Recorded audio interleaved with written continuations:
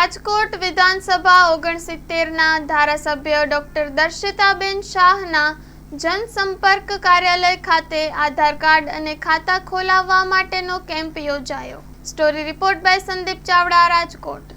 આજે રાજકોટ 69 વિધાનસભાના જનસંપર્ક કાર્યાલય ખાતે આધાર કાર્ડ અને પોસ્ટ વિભાગના દ્વારા જે કંઈ સરકારશ્રીની યોજનાઓ છે એ તમામ યોજનાનો સ્થળ ઉપર જ લોકોને લાભ મળી શકે એ માટેનો કેમ્પ રાખવામાં આવ્યો છે।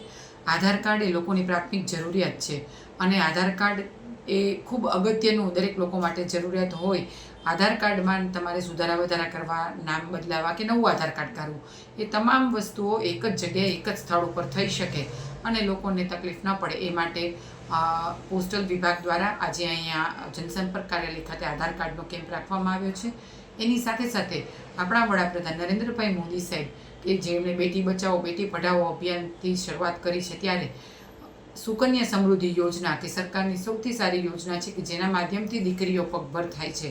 તો એવી સુકન્યા સમૃદ્ધિ યોજના, સિનિયર સિટીઝન સ્કીમ અને પીપીએફ જેવી યોજનાના પણ લોકો લાભ લઈ શકે।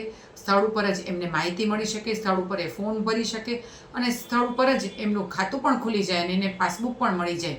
એ જાતની તમામ વ્યવસ્થા આજે જનસંપર્ક કાર્યાલય ખાતે કરવામાં આવી છે। ખૂબ મોટી સંખ્યામાં લોકો આ કેમ્પનો લાભ લઈ રહ્યા છે। ત્યારે આપણા વડાપ્રધાન નરેન્દ્રભાઈ મોદી સાહેબનો જે ઉદ્દેશ છે કે સરકારશ્રીની જે કંઈ પણ યોજનાઓ છે એ 100% દરેક લાભાર્થીઓ સુધી પહોંચે, એ ઉદ્દેશથી જનસંપર્ક કાર્યાલય ખાતે આ કેમ્પનું આયોજન કરવામાં આવ્યું છે। ખાસ કરીને બેન, આ કેમ્પ આજના દિવસ પૂરતો છે કે આવનારા દિવસોમાં પણ આપણે આ કેમ્પ યોજશો? આ કેમ્પનો મુખ્ય ઉદ્દેશ અત્યારે આજના દિવસ પૂરતો જ રાખવામાં આવ્યો છે।